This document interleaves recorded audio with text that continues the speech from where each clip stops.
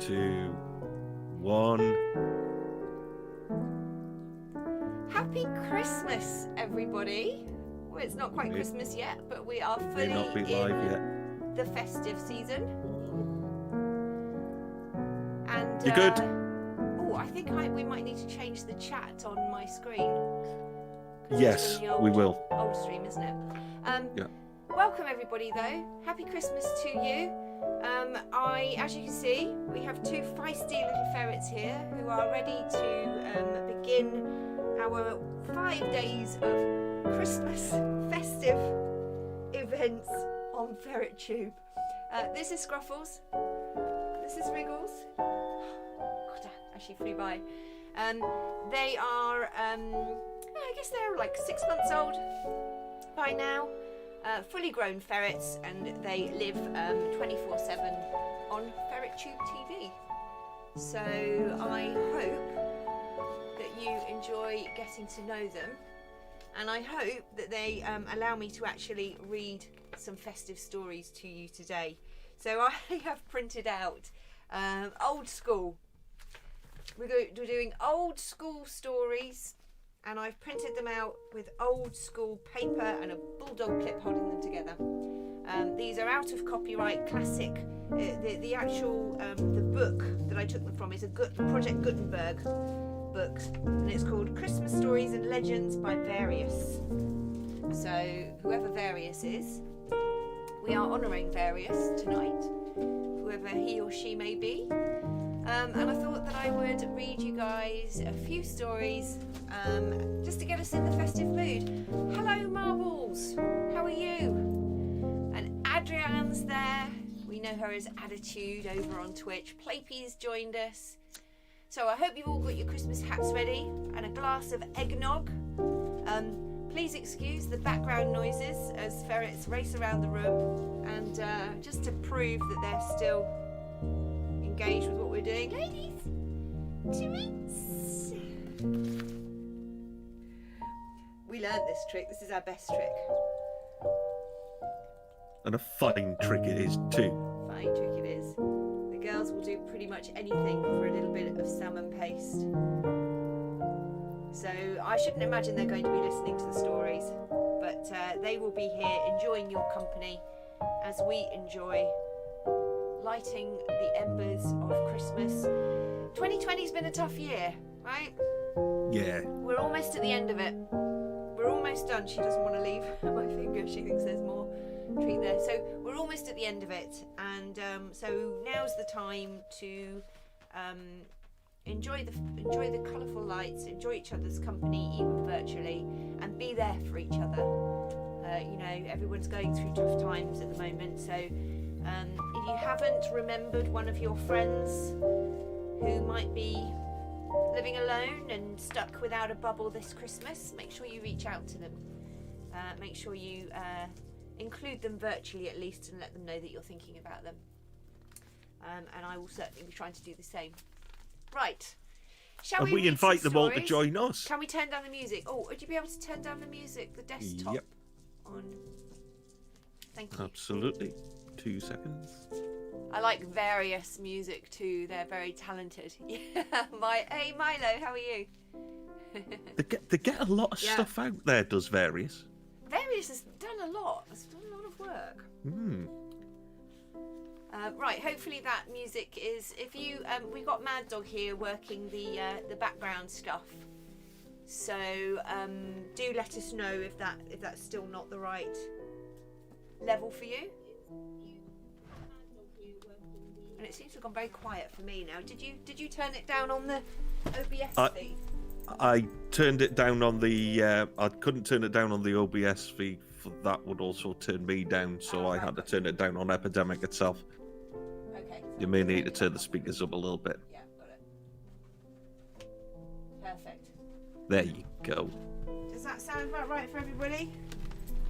Let us know. We can make changes. Scruffles wants to help read the story.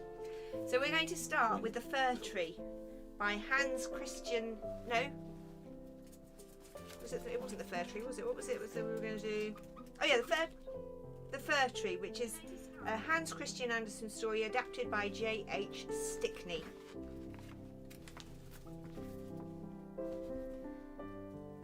Far away in the forest, where the warm sun and the fresh air made a sweet resting place, grew a pretty little fir tree. The situation was all that could be desired, and yet it was not happy. It wished so much to be like all its companions, the pines and firs which grew around it. The sun shone and the soft air fluttered its leaves, and the little peasant children passed by, prattling merrily, but the fir tree did not heed them. What's that noise? What are you doing? I can hear a squeaking. You alright? I think it's a toy squeaking. Sorry, this may happen a few times. Sometimes the children would bring a large basket of raspberries or strawberries wreathed in straws and seat themselves near the fir tree and say, "Is it not a pretty little tree?" which made it feel even more unhappy than before. And yet all this while the tree grew a notch or joint taller every year, for by the number of joints in the stem of a fir tree we can discover its age. Still as it grew it complained, "Oh, how I wish I were as tall as the other trees.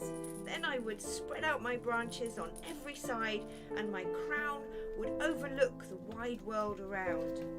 I should have the birds building their nests in my boughs, and when the wind blew I should bow with stately dignity like my tall companions." So discontented was the tree that it took no pleasure in the warm sunshine, the birds or the rosy clouds that floated over it morning and evening. Sometimes in winter, when the snow lay white and glittering on the ground, there was a little hare that would come springing along and jump right over the little tree's head. Then how mortified it would feel.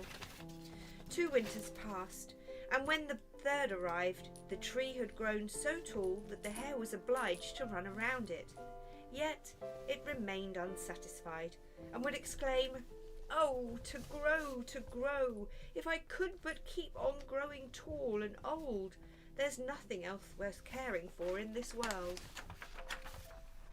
In the autumn the woodcutters came, as usual, and cut down several of the tallest trees, and the young fir, which was now grown to its full height, shuddered as the noble trees fell to the earth with a crash.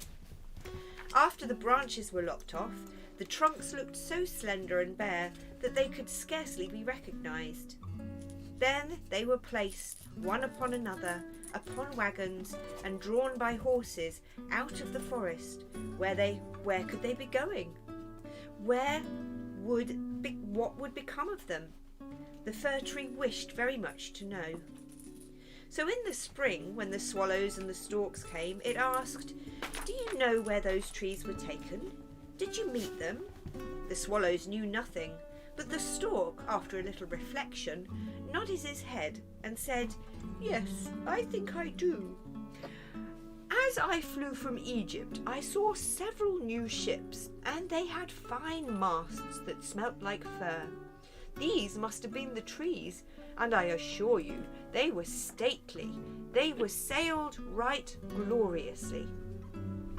"Oh, how I wish I were tall enough to go on the sea," said the fir tree. "Tell me, what is this sea, and what does it look like?" "It would take too much time to explain, a great deal too much," said the stork, flying quickly away. "Rejoice in thy youth," said the sunbeam. "Rejoice in the fresh growth and in the young life that is in thee." And in the wind kissed tree, and the dew watered. And the wind kissed the tree, and the dew watered it with tears. But the fir tree regarded them not. Christmas time drew near, and many young trees were cut down. Some that were even smaller and younger than the fir tree, who enjoyed neither rest nor peace with longing to leave its forest home. These young trees, which were chosen for their beauty, kept their branches and were also laid on wagons and drawn by horses far away out of the forest. "Where are they going?" asked the fir tree. "They are not taller than I am. Indeed, one is not so tall. And why do they keep all their branches? Where are they going? We know, sang the sparrows. We have looked in the windows of the houses in the town, and we know what is done with them. Oh, you cannot think what honour and glory they receive. They are dressed up in the most splendid manner. We have seen them standing in the middle of a warm room and adorned with all sorts of beautiful things, honey cakes, gilded apples, playthings, and many hundreds of wax tapers. And then, asked the fir tree, trembling in all its branches, and then what happens? We did not see any more, said the sparrows, but this was enough for us. I wonder whether anything so brilliant will ever happen to me, thought the fir tree. It would be better even than crossing the sea. I long for it almost with pain. Oh, when will Christmas be here? I am now as tall and well grown as those which were taken away last year.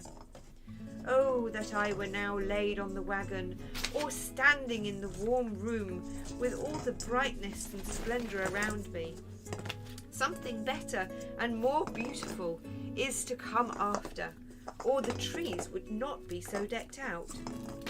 Yes, what follows will be grander and more sophisticated. What can it be? I am weary with longing. I scarcely know what it is that I feel. Rejoice in our love, said the air and the sunlight. Enjoy thine own bright life in the fresh air. But the tree would not rejoice. Though it grew taller every day, and winter and summer, its dark green foliage might be seen in the forest, while passers-by would say, "What a beautiful tree!" Ow! A short time before Christmas, as the discontented fir tree was the first to fall. A short time before Christmas, the discontented fir tree was the first to fall.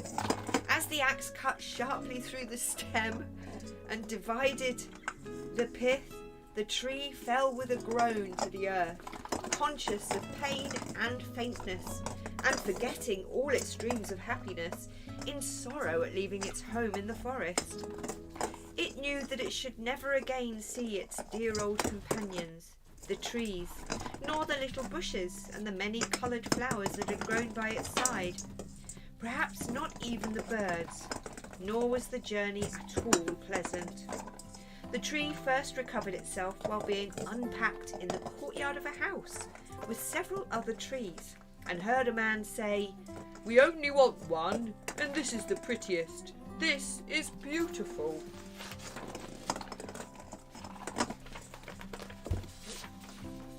Then came two servants in grand livery and carried the fir tree into a large and beautiful apartment. Pictures hung on the walls, and near the great stove stood great china vases with lions on the lids. There were rocking chairs, silken sofas, large tables covered with pictures, books, and playthings that had cost 100 times $100. At least, so said the children. Then the fir tree was placed in a large tub full of sand, but green baize hung all around it, so that no one could know it was a tub, and it stood on a very handsome carpet. Hello. Oh, how the fir tree trembled. What was going to happen to him now? Some young ladies came in, and the servants helped them to adorn the tree. On one branch they hung little bags cut out of coloured paper, and each bag was filled with sweethearts. From other branches hung gilded apples and walnuts, and all around were hundreds of red, blue and white tapers, which were fastened upon the branches. Dolls exactly like real men and women were placed under the green leaves, and the tree had never seen such things before. And at the top was fastened a glittering star made of gold tinsel. Oh, it was very beautiful. "This evening," they exclaimed. "How bright it will be!" "Oh, that the evening would come," thought the tree, "and the tapers lighted. Then I should know what else is going to happen. Will the trees of the forest come to see me? Will the sparrows peep in at the windows? I wonder as they fly by. Shall I grow faster here and keep on all these ornaments during summer and winter?" But guessing was of very little use. His back ached with trying, and this pain is as bad for a slender fir tree as a headache is for us. At last the tapers were lighted, and then what a glistening blaze of splendour the tree presented. It trembled so with joy in all its branches that one of the candles fell among the green leaves and burnt some of them. "Help, help!" exclaimed the young ladies, but there was no danger, for they quickly extinguished the fire. After this the tree tried not to tremble at all. Though the fire frightened him, he was so anxious not to hurt any of the beautiful ornaments, even while their brilliance dazzled him. And now the folding doors were thrown open, and a troop of children rushed in as if they intended to upset the tree. And they were followed more slowly by their elders. For a moment the little ones stood silent with astonishment, and then they shouted for joy till the room sang, and they danced merrily around the tree, while one present after another was taken from under it. "What are they doing? What will happen next?" thought the tree. At last the candles burned down to the branches and were put out. Then the children received permission to plunder the tree. Oh, how they rushed upon it! There was such a riot that the branches cracked and had not been fastened with the glistening star to the ceiling, it might have been thrown down. Then the children danced about with their pretty toys, and no one noticed the tree except the children's maid, who came and peeped among the branches to see if an apple or a fig had been forgotten. "A story, a story!" cried the children, pulling a little fat man towards the tree. "Now we shall be in green shade," said the man as he seated himself under it, "and the tree will have the pleasure of hearing also. But I shall only relate one story. What shall it be? Ivedy Avedy, or Humpty Dumpty, who fell down the stairs, but soon got up again, and at last married a princess?" "Ivedy Avedy!" cried some. "Humpty Dumpty!" cried others, and there was famous uproar. But the fir tree remained quite still and thought to himself, "Shall I have anything to do with all this? Ought I to make a noise too?" But he had already amused them as much as they wished. Then the old man told them the story of Humpty Dumpty, how he fell downstairs and was raised up again, and married a princess. And the children clapped their hands and cried, "Tell another, tell another," for they wanted to hear the story of Ivedy Avedy. But this time they had only had Humpty Dumpty. After this the fir tree became quite silent and thoughtful. Never had the birds in the forest told such tales as Humpty Dumpty, who fell downstairs and yet married a princess. "Ah, yes, so it happens in the world," thought the fir tree. He believed it all because it was related by such a pleasant man. "Ah, well," he thought, "who knows? Perhaps I may fall down too and marry a princess." And he looked forwards joyfully to the next evening, expecting to be again decked out with lights and playthings and golden fruit. "Tomorrow I will not tremble," he thought. "I will enjoy all of my splendour, and I shall hear the story of Humpty Dumpty again, and perhaps Ivedy Avedy." And the tree remained quiet and thoughtful all night.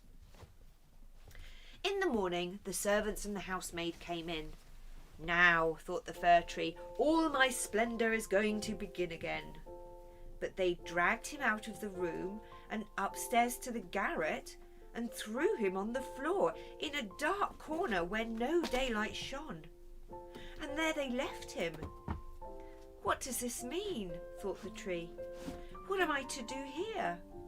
I can hear nothing in a place like this. And he leaned against the wall and thought and thought. And he had time enough to think, for days and nights passed, and no one came near him. And when at last somebody did come, it was only to push away some large boxes in a corner. So the tree was completely hidden from sight, as if it had never existed. It is winter now, thought the tree. The ground is hard and covered with snow, so that people cannot plant me. I shall be sheltered here, I dare say, until spring comes. How thoughtful and kind everybody is to me. Still, I wish this place were not so dark and so dreadfully lonely, with not even a little hare to look at. How pleasant it was out in the forest, while the snow lay on the ground, when the hare would run by, yes, and jump over me too, although I did not like it then. Oh, it is terribly lonely here. Squeak, squeak, said a little mouse, creeping cautiously towards the tree. Then came another, and they both sniffed the fir tree. Squeak, squeak, squeak, squeak, squeak, squeak, little mouse, squeak, squeak. But they sniffed the fir tree and crept in and out between the branches. Oh, it is very cold here, said the little mouse. If it were not, we would be very comfortable here, wouldn't we, old fir tree? I am not old, said the fir tree. There are many who are older than I am. Where do you come from? Asked the mice, who were full of curiosity. And what do you do now? Have you seen the most beautiful places in the world? And can you tell us about them? And have you been in the storeroom where the cheeses lie on the shelf and the hams hang from the ceiling? One can run about on tallow candles there. One can go in thin and come out fat. I know nothing of that, said the fir tree, but I know the wood where the sun shines and the birds sing. And then the tree told the little mice all about its youth. They had never heard such an account in their lives, and after they had listened to it attentively, they said, What a number of things you have seen! You must have been very happy. Happy? Exclaimed the fir tree. And then, as he reflected on what he had been telling them, he said, Ah, yes, after all, those were happy days. But when he went on and related all about Christmas Eve and how he had been dressed up with cakes and lights, the mice said, How happy you must have been, you old fir tree. I am not old at all, replied the tree. I only came from the forest this winter. I am now checked in my growth.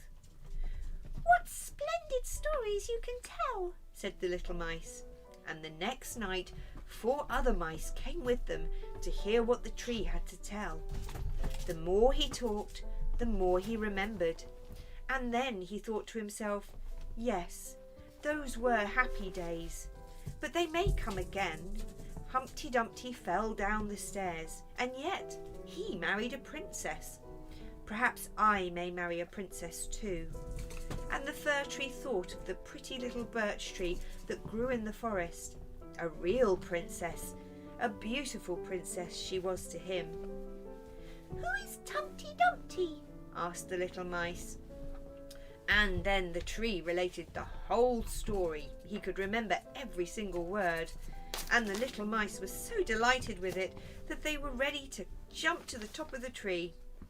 The next night a great many more mice made their appearance, and on Sunday 2 rats came with them, but they said it was not a pretty story at all, and that the little mice were very sorry, for it made them also think less of it. Do you know that "Do you know only that one story?" asked the rats. "Only that one," replied the fir tree. "I heard it on the happiest evening of my life, but I did not know I was so happy at the time." "We think it is a very miserable story," said the rats. "Don't you know any story about bacon or tallow in the storeroom?" "No," replied the tree. "Many thanks to you then," replied the rats, and they went on their ways. The little mice also kept away after this, and the tree sighed and said, "It was very pleasant when the merry little mice sat around me and listened while I talk.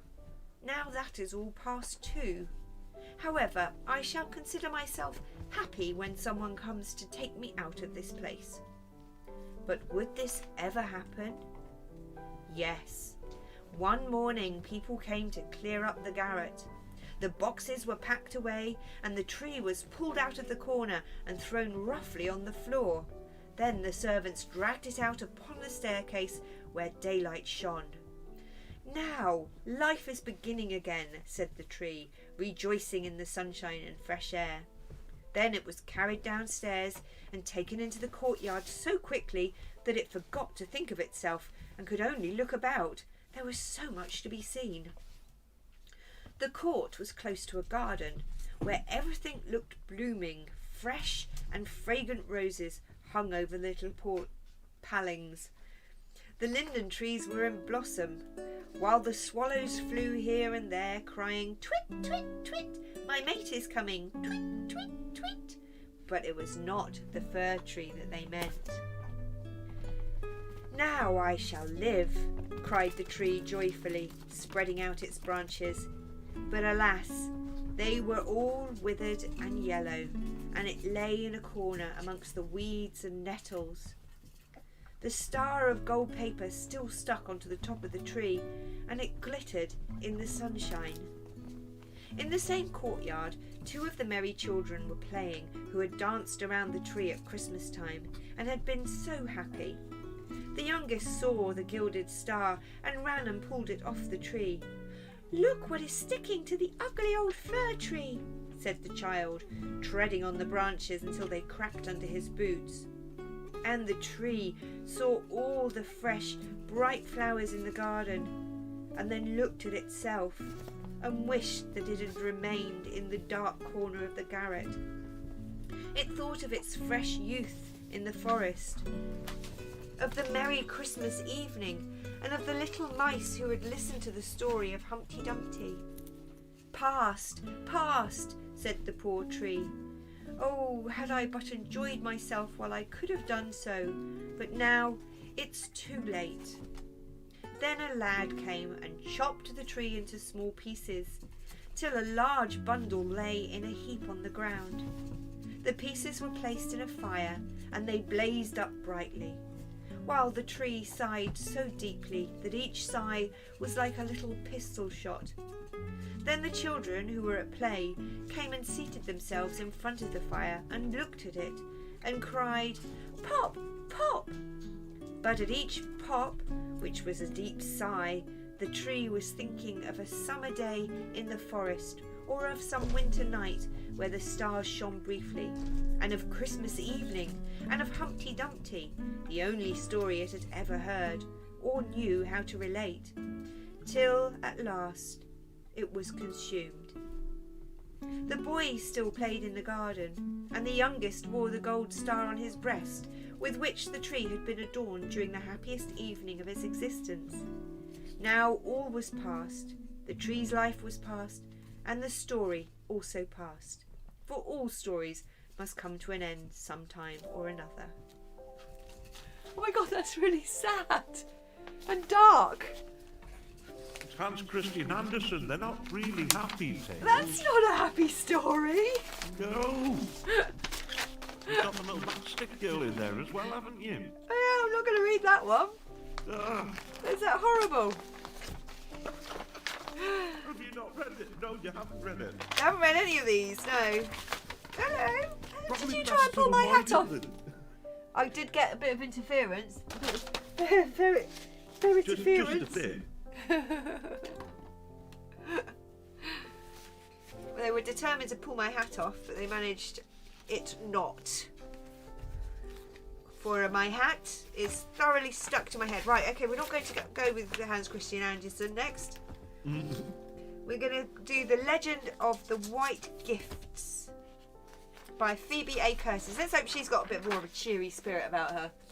I'm just going to blow my nose there. I've got a little bit of a runny nose. I don't want to sit on a ferret. Scruffles! Shall we have a treat? Yeah. Treats. Christmas treats. Oh, hello. That was an interesting route. Christmas treat for the girls. Poor old tree. And it wasn't old. I know, Mum, wasn't it? It wasn't ugly. I'm really sad about that. Really sad. Oh, I dropped a ferret. These tales usually have a moral. The moral is, the moral is, don't look at what you haven't got, thinking that you would enjoy something that you haven't got better, because you will find that you were probably in the best years of your life when you made those. It's very prescient, actually, currently. Those smart little nieces. Yeah, smart little nieces. Okay, hopefully this one's a bit cheerier. This is The Legend of the White Gifts, as told by Phoebe A. Curtis. There was a very old-fashioned language in that one as well, which was difficult to read. Yes. Kisses first.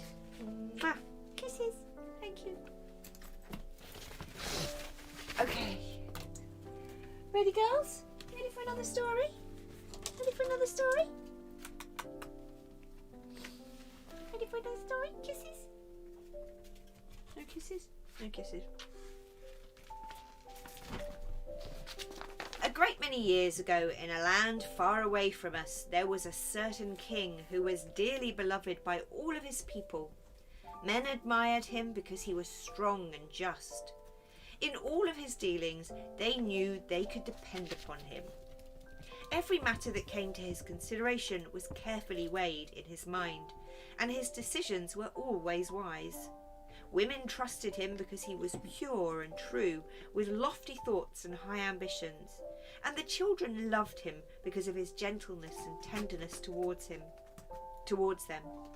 He was never so burdened with affairs of state that they could not stop and speak a pleasant word of greeting to the tiniest child, and the very poorest of his subjects knew that they could count upon his interest in them.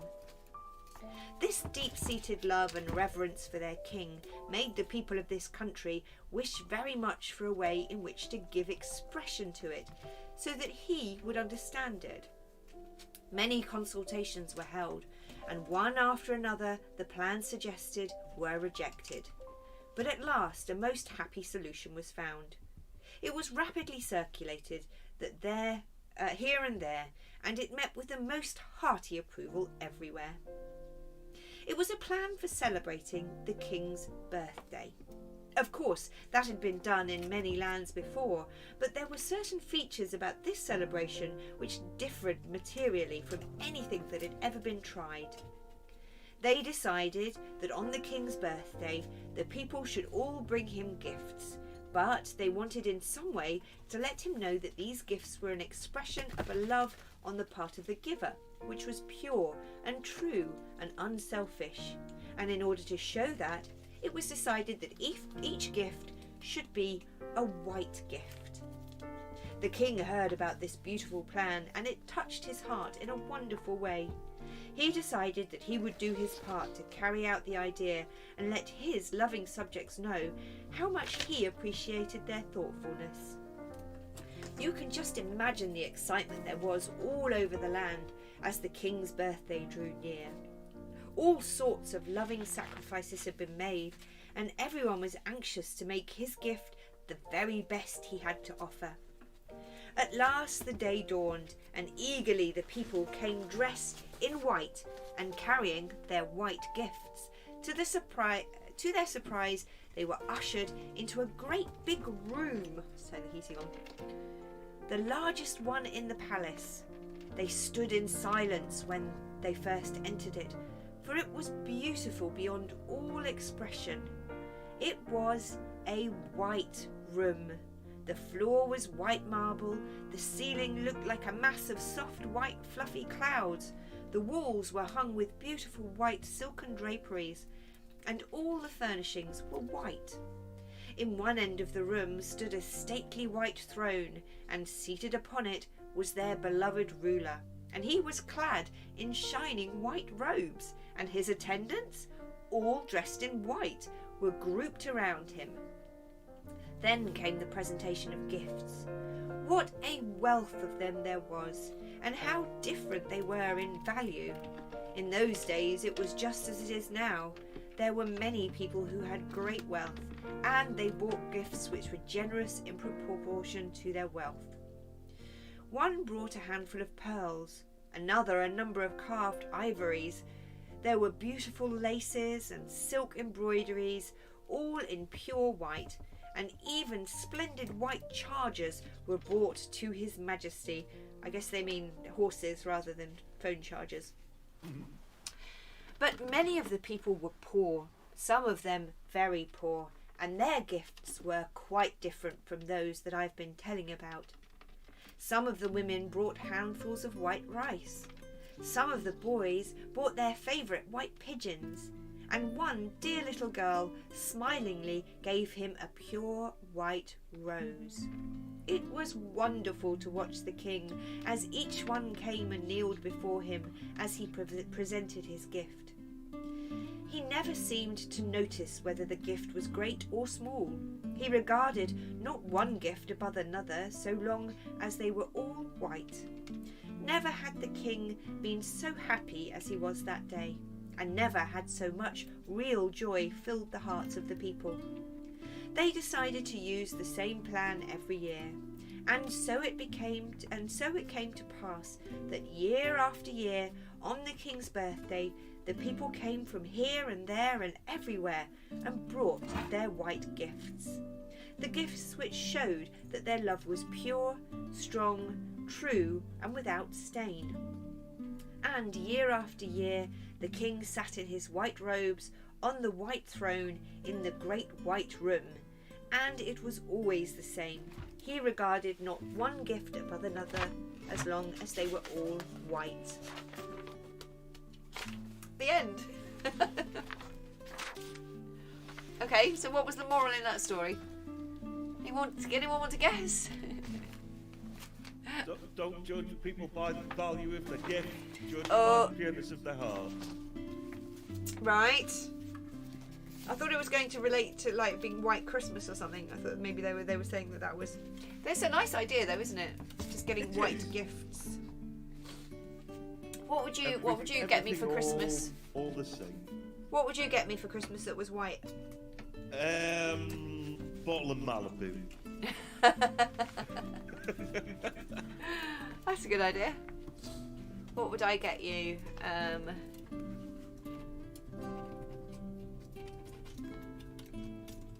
God, I'm that hard.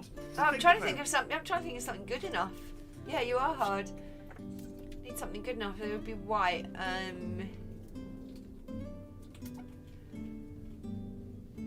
Because I can't give you food or drink. Nope. How about a piece of paper, and on it I shall write all of the things that I love about you. Oh.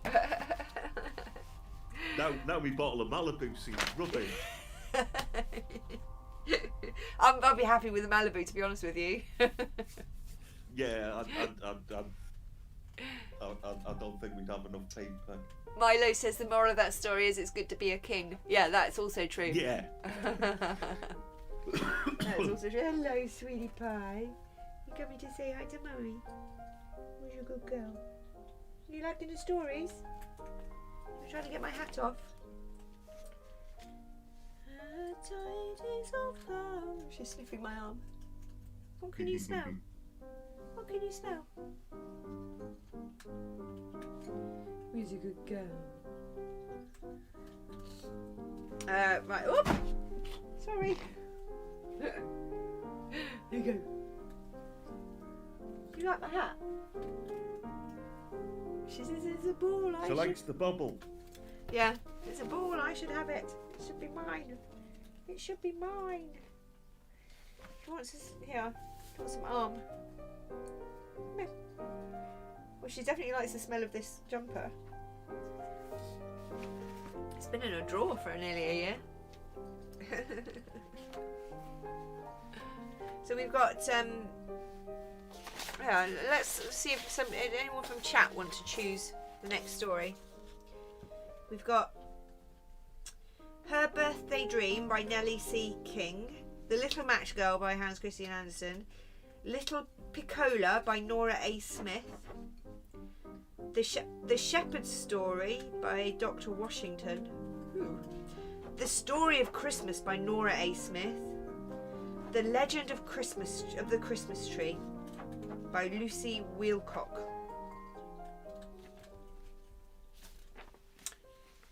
What do we think, viewers?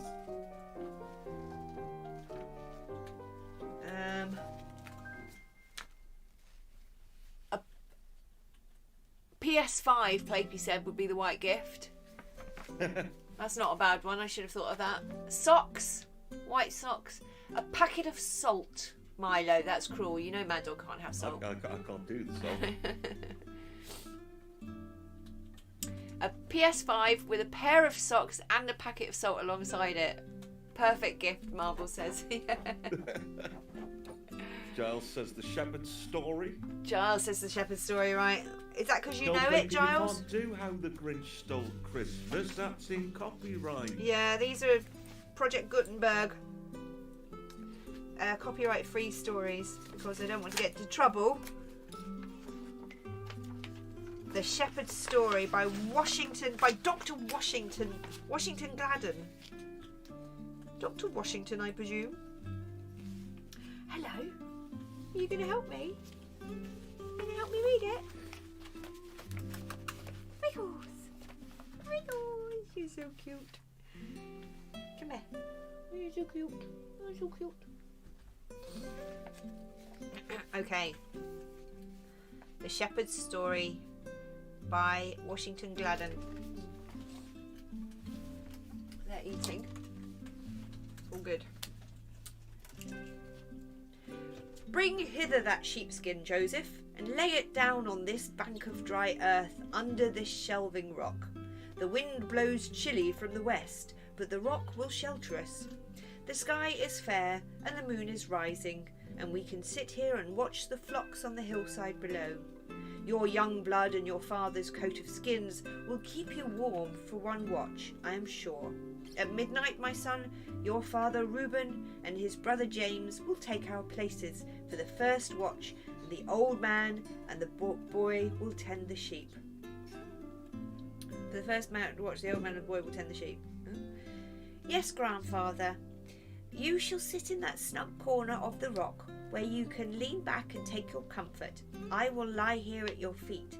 Now and then I will run and see whether the sheep are wandering, and that will warm me if I grow cold.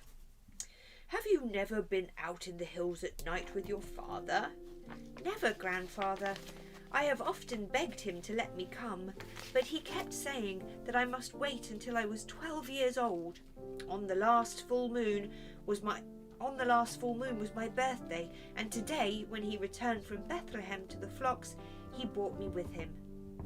So, this is the lad's first night with the sheep in the fields, and the old man's last night, I fear, said the aged shepherd sadly.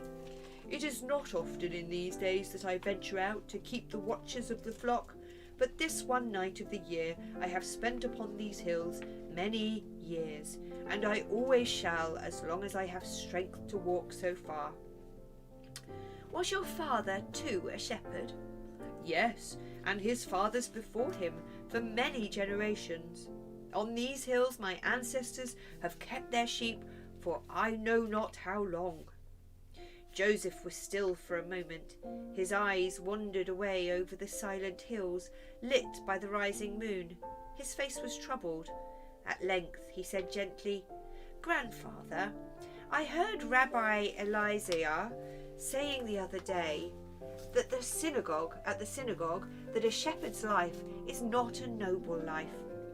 He was reading from one of the old doctors who said, let no one make his son a camel driver, a barber, a sailor, a shepherd, or a shopkeeper.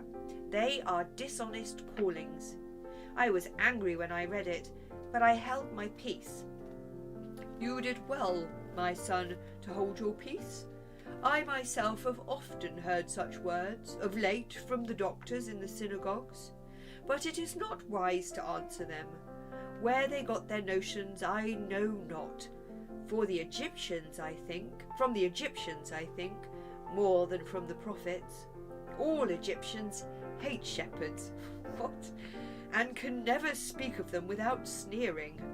Perhaps they have not yet forgotten how the shepherds conquered and ruled them for generations. Nevertheless, there is some reason why the calling of the shepherds should be despised.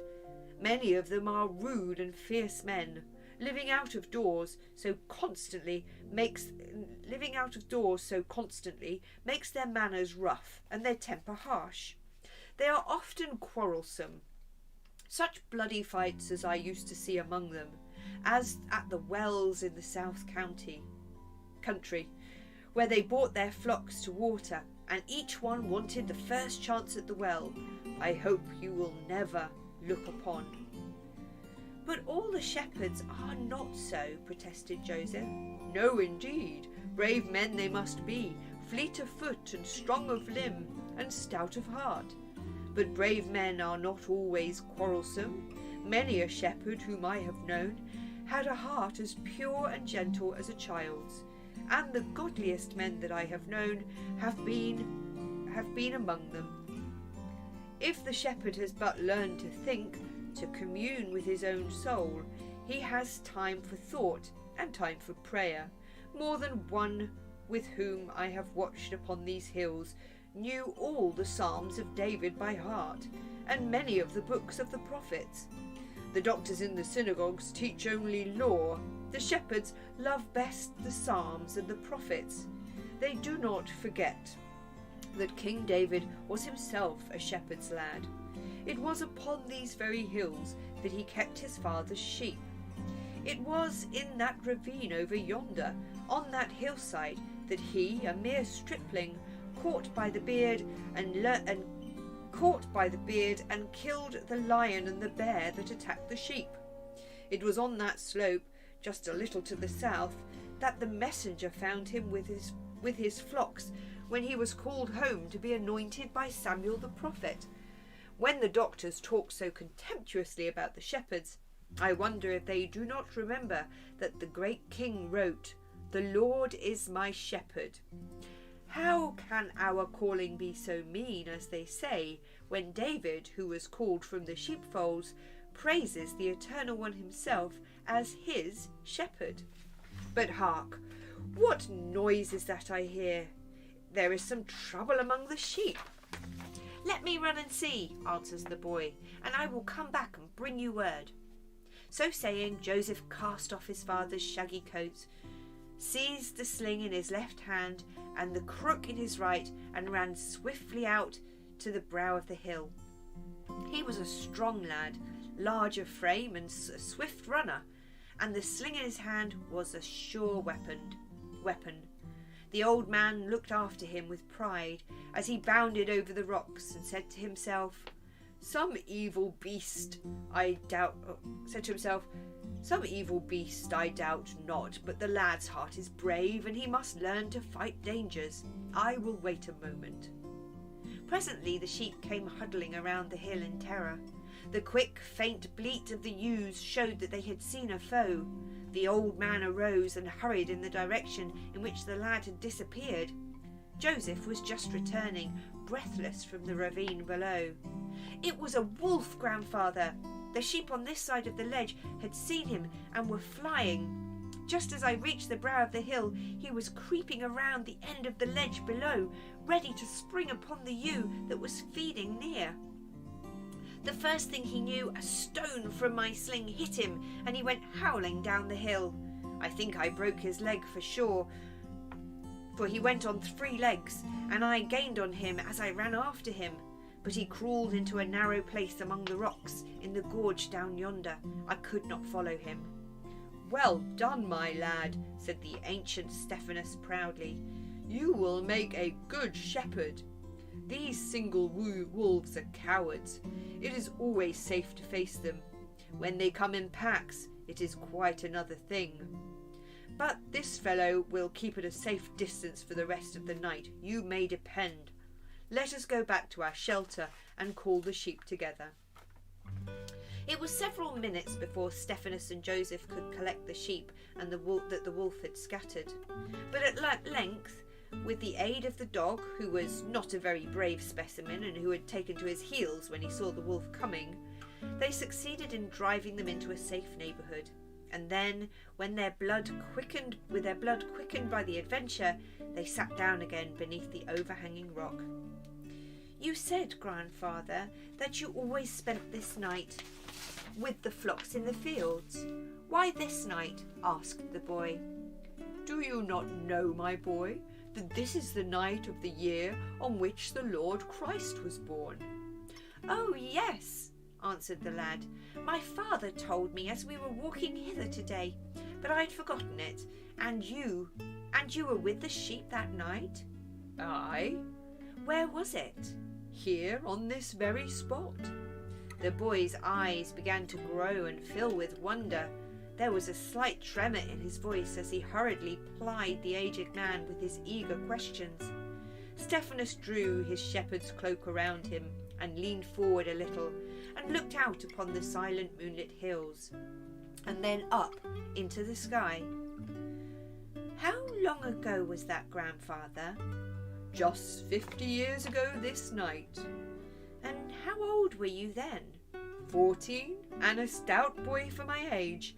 I had been for 2 years in the fields with my father, and had tasted the full of the hardships and the dangers of the shepherd's life." "Who were with you on that night?" "My father and his brother, James and Hosea, the son of John, a neighbour and kinsman of ours. On that year, as it is on this year and often, there came in the midwinter a dry and warm season between the early and the latter rain. We had driven forth our flocks from Bethlehem, and were dwelling by night in the shelter of the tower on the hillside yonder, watching and sleeping 2 and 2. My father and I were wont to keep the early watches. At midnight we would call James and Hosea, and they would watch until morning. But that night, when the sun went down and the stars came out, we were sitting here, upon this hillside, talking of the troubles of Israel and the promises of deliverance spoken by the prophets. And James and Hosea were asking my father questions. And he was answering them, for he was older than they, and all the people of Bethlehem reverenced him as a wise and devout man. Some even said that, if the people of Israel had not ceased to look for prophets, they would have counted him a prophet. I remember that well. When he rose in the synagogue, it seemed as if some wisdom from on high touched his lips, and he would speak with such hope and courage of the light that should yet shine into our darkness, and of the help that should yet arise in Judah, that the people's faces would glow with joyful expectation. I don't know about any of the politics that this is going into, by the way. I hope it's not inappropriate. Stephanus paused a moment and started forward as his eye was turned towards his own shadow upon the rock, cast by the rising moon. Did the old man's figure that he saw remind him of the patriarch of whom he was talking? Soon he went on. Ah, but they should have heard my father talking here by night, under the stars. It was here upon these hills where the royal shepherd used to sing that his tongue was loosed and he spoke wonderful words. So it was that night 50 years ago. I remember it as if it were yesterday. My father sat in this very niche where I am sitting now, James and Hosea were on either side of him. I was lying at their feet, as you know now lie at mine. Their faces kindled, and the tremor of deep feeling was in their voices as they talked together, and the other two had lingered here 3 or 4 hours after the sun had set. It was not moonlit night like this, but all the stars were out and the winds were still. Suddenly I saw my father rise to his feet. Then the other men sprang up with astonishment and wonder upon their faces. It had grown light all at once, lighter than the brightest moon. And as I turned my face in the direction in which the others were looking, I saw standing there upon that level place a figure, majestic and beautiful beyond all the power of words to tell. "Were you not afraid, grandfather?" "Indeed I was, my boy. My heart stopped beating. The others were standing still, but I had no power to rise. I lay there motionless upon the earth. My eyes were fixed upon that wonderful face, upon those clear shining eyes, upon that brow that seemed to beam with the purity of the soul within. It was not a smile with which that face was lighted. It was something too noble and exalted to be called by that name. It was a look that told of power and peace, of joy and triumph. Did you know that it was an angel?" "I knew not anything. I only knew that what I saw was glorious, too glorious for mortal eyes to look upon. Yet, while I gazed, and in far less time than I have now taken to tell you of what I saw, the terribleness of the look began to disappear. The sweetness and grace of the soul shone forth, and I had almost ceased to tremble before the angel opened his mouth. And when he spoke, his voice, clearer than any trumpet and sweeter than any lute, charmed away all my fears. "Be not afraid," he said, "for behold, I bring you good tidings of great joy, which shall be to all people. For there is born to you on this day, and in the city of David, a Saviour, which is Messiah, the King. And this is a sign unto you. Ye shall find a babe wrapped in swaddling clothes and lying in a manger." Oh, that voice, my boy! It makes my heart beat now to remember its sweetness. It seemed to carry these words into our innermost hearts, to print them on our memory, so that we could never forget one syllable of what he said. And then, before we had time to make a reply, he turned aside a little and lifted his face towards heaven, and in a tone far louder than that in which he had spoken to us, but yet so sweet that it had not to startle us at all, came forth from his lips the first strain of that great song, "Glory to God in the highest." When he had uttered that, he paused a moment, and the echoes, one from another, after another, from hills that were near and hills that were far away, came flying home to us, so that I knew for once what the prophet meant when he said that all the mountains and hills should break forth into singing. But before the echoes had all faded, we began to hear other voices above our heads, a great chorus taking up the strain that the angel first had sung. At first it seemed dim and far away, but gradually it became nearer, and filled all the air, filled all the earth, filled all our souls with the most entrancing sweetness. Glory to God in the highest. That was the grandest part. It seemed as though there could be no place so high that would strain that strain would not mount up to it. No place so happy that voice would not make it thrill. Oh my God, they're singing in this. Oh, I'm not going to sing it, I'm afraid.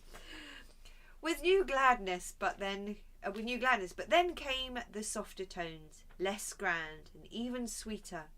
Peace on earth, goodwill to man. I wonder if you can find this song in the in the library, Mad Dog. I don't know. It's the I think it's Glory to God in the highest.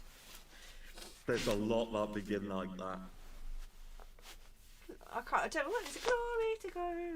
It goes, oh, sing, oh heaven, beautiful, how beautiful upon it.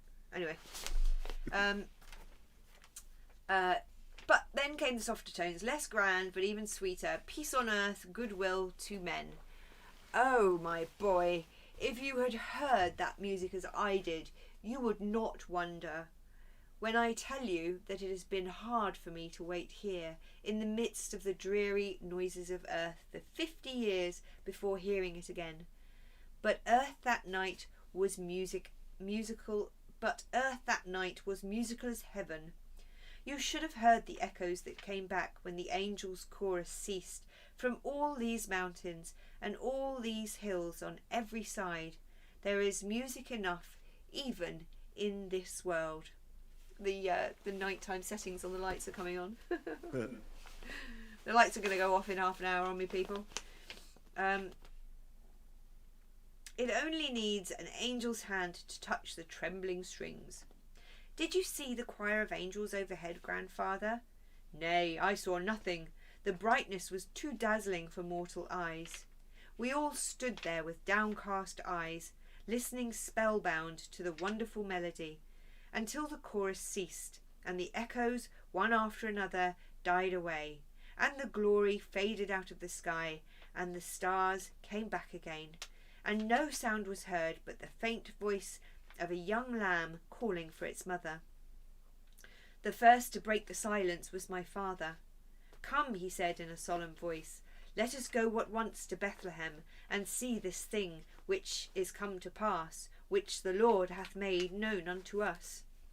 So the sheep were quietly gathered into the fold at the tower, and we hastened to Bethlehem. Never shall I forget that journey by night. We spake not many words as we travelled swiftly the 20 furlongs. Talk seemed altogether tame, but now and then my father broke forth in song, and the others joined in the chorus. We were not so spent with running, but that we could find voice for singing, and such words as these of the prophet were the only ones that could give voice to our swelling hearts.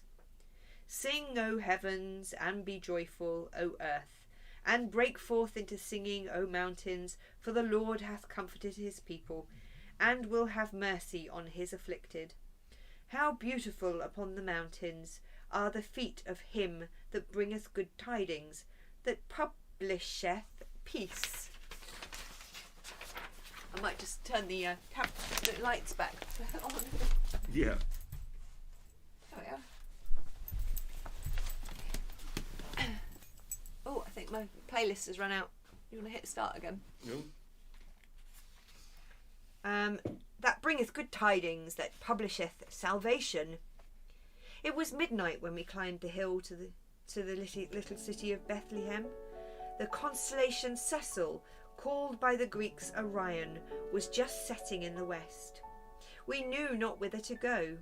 We had only the sign of the angel by which we should know the infant Messiah. He was a babe of 1 day. He was lying in a manger. Let us go to the inn Chimham, said my father. It stands on the very spot where King David was born.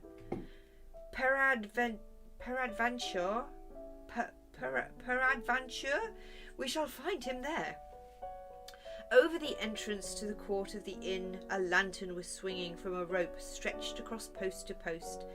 Guided by its light, we entered and found the courtyard full of beasts of burden, showing that the inn was crowded with travellers.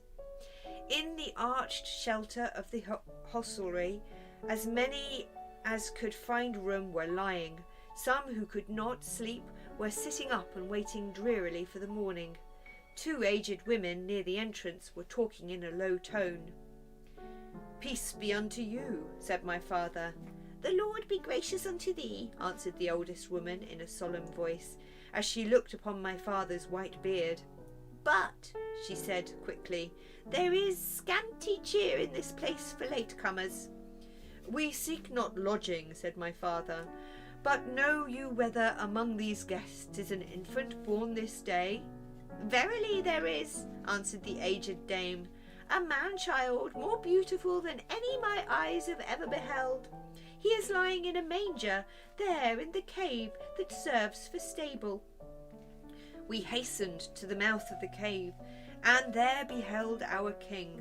The oxen and the asses were lying near, and a strong man with a grave and benignant face was leaning on his staff above the manger.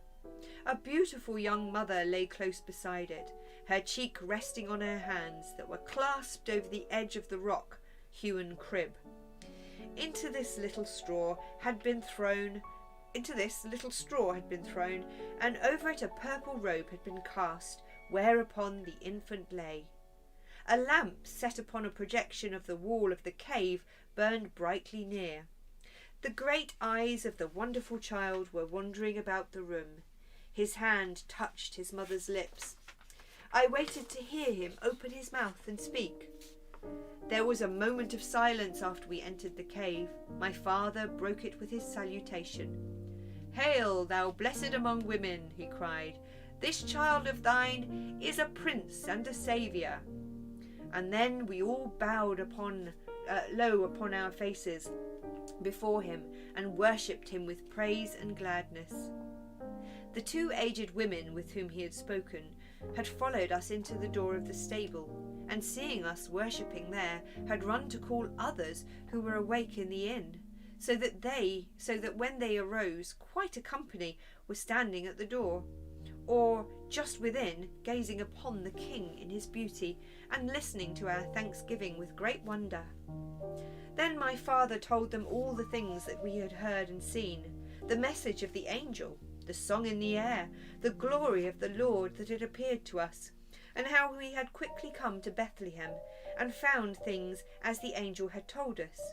And this even he cried, as the prophet himself hath spoken, "Thou Bethlehem Ephratah, though thou be little among the thousands of Judah, yet out of thee he shall come forth unto me that is to be ruler in Israel, whose going forth has seen of old, even from everlasting." All that heard were full of astonishment, all save the mother. I saw no wonder on her face. The great things that my father told caused her no astonishment. She listened with a quiet and solemn joy, like one who was saying in her heart, "I knew it all before." When my father had finished speaking, we all bowed low again before the young child, and the mother lifted him in her arms and placed his cheek against her own, smiling graciously upon us, but uttering no word. And we came forth from the stable and stood again beneath the stars in the courtyard of the inn. By this time many of the travellers were awake, and an eager company had gathered around us, all of whom desired to be told of the sign that had been shown to us. To one and another we rehearsed our story, lingering long to make known the good tidings, until the morning star appeared and the dawn began to kindle over the eastern hills. Then we hastened to our homes in the city and told our kindred what had happened to us. In the early morning we came back again unto our pastures and our flocks, rejoicing to stand again in the place where the glory of God had shone and the music of heaven had filled the air. Stephanus paused, his face all aglow with the tale that he had been telling. His eyes swept again the circuit of the moonlit hills, were lifted reverently up to the sky. "Did you ever see the Lord Christ after that?" asked Joseph. "Once only," my father said. And I were at Jerusalem at the Passover. It was the year before my father died, 17 years ago. It was the same week on which our Lord was crucified. My father was then an aged man, 85 years old. That's not old. My father was then an aged man, 85 years old. Okay, I said it again. Our tent was pitched on the slope of the Mount of Olives near the Bethany road. While we sat there one morning, a great noise of shouting was heard, and presently we saw one man riding on an ass, followed by a great company, crying, "Hosanna!" As we drew nearer, we heard them say that it was Jesus of Nazareth. And when we saw his face, we knew that it was he, by the wonderful eyes, though it was the face of a bearded man, and not of an infant, and it was very pale and sad. As he drew near to our tent, the city came full into his view, and its gilded roofs and marble pinnacles blazing under the morning sun. Suddenly he paused in the way, and we heard him weeping aloud, although we could not hear his words of lamentation. The multitude halted too, when we did, and the cheering ceased, and some of those who stood nearest him wept also, though no one seemed to know what had caused his grief. But soon they went on again, and before they reached the foot of the hill, another multitude met him, coming forth from the city, and we heard their shouts of Hosanna in the highest, and as they entered into the gates of Jerusalem. "What said your father when he saw all this?" queried Joseph. "He said but little. There was a shadow on his face, yet he spoke cheerfully. I cannot understand it," he murmured. "They are trying to make him king of the Jews, but king he will not be, at least not in their fashion. Yet in some way I know he will be prince and deliverer. I cannot understand. I will wait." "Were you not in Jerusalem when he was put to death?"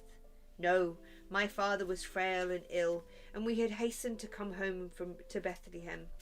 News of his death on the cross had only just reached us, when another messenger came to tell us that the sepulchre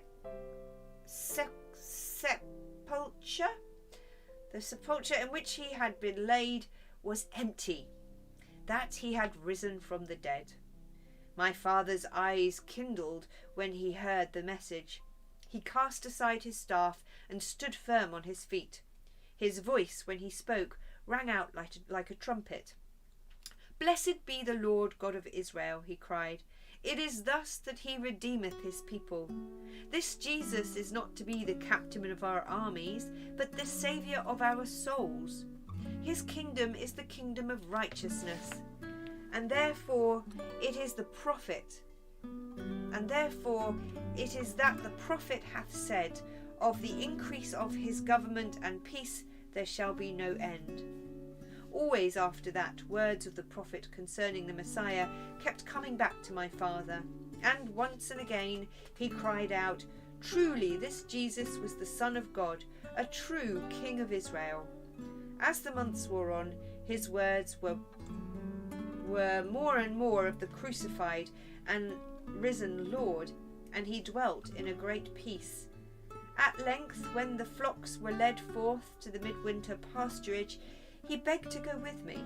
It was on this very day that we came, the same day of the year on which the Lord was born.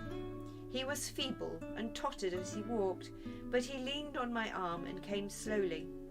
In the evening he said, "Let me go, my son, and sit once more under the great rock." I wrapped him in my coat of skins and sat here where I sit now, and where he was sitting when the angel came.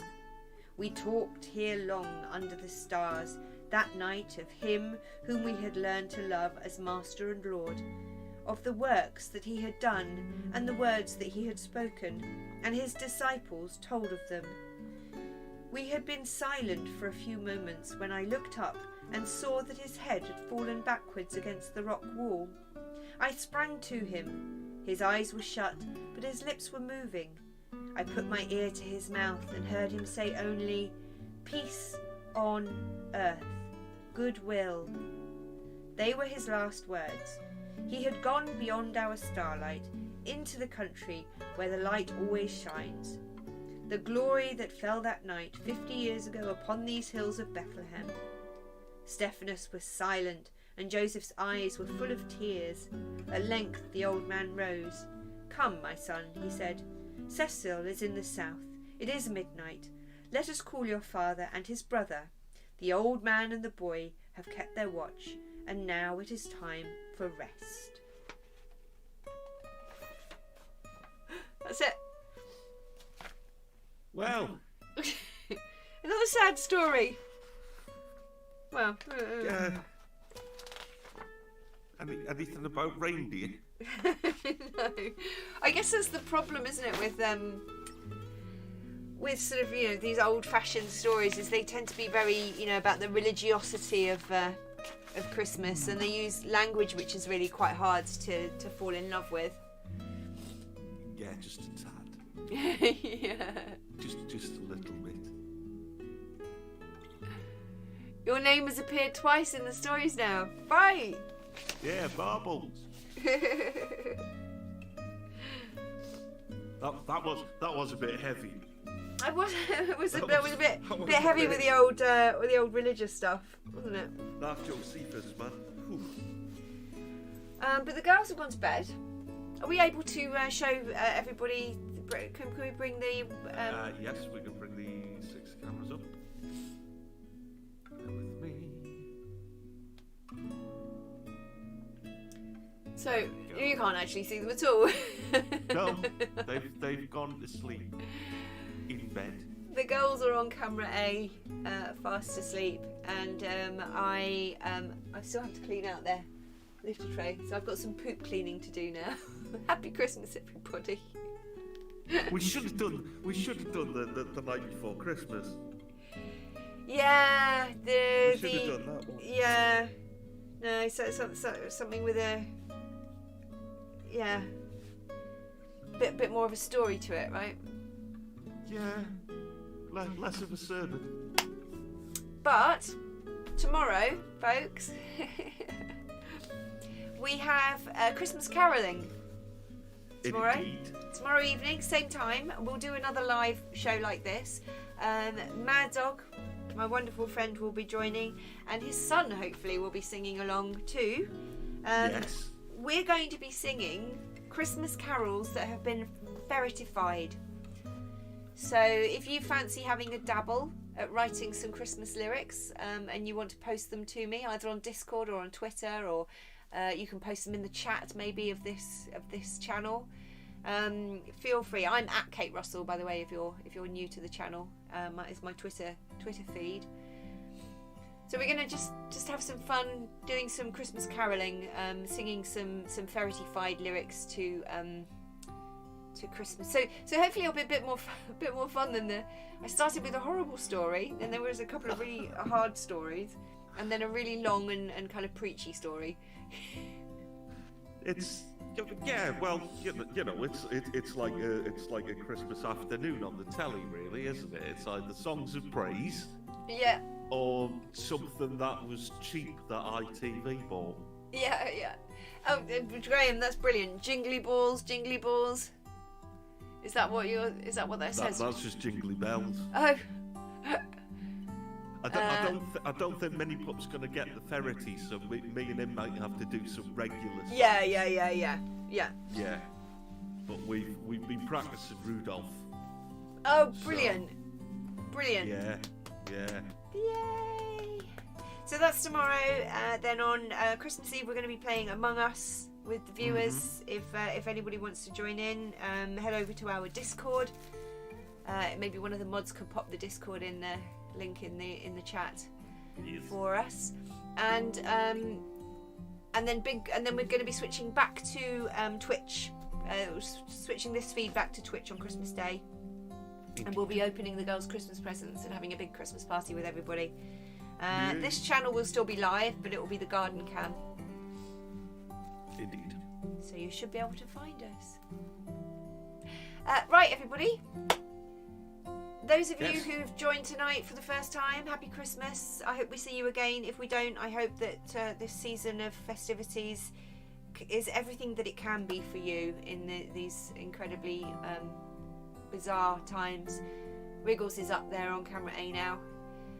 We're going to end this stream, but then we're going to come straight back to a live stream on our channel. So check out ferrettube.live. It will be a different URL to this, but we'll Yeah. come straight back on the standard live feed for the girls. So we'll be here all across the Christmas period, so you can come see the girls, see me occasionally when I come down here, and then we've got our special events. So, Mad Dog, thank you so much. No problem. Let's bring the stream to an end. All right, Thanks, everyone. take care, everybody. Happy Christmas. Bye. Oh, the girls have just woken up. Do you want some treats? Wriggles has come to say goodbye. Oh, I'll not press the button. Wriggles. Let's get them on cam for treats. Yay. Wriggles says Happy Christmas, everybody. Oh, she looks like I can make her look like she's wearing my hat. There. Christmas ferret. All right, everybody. Happy Christmas if you've not seen you before. Again. Anyway, bye. We should go.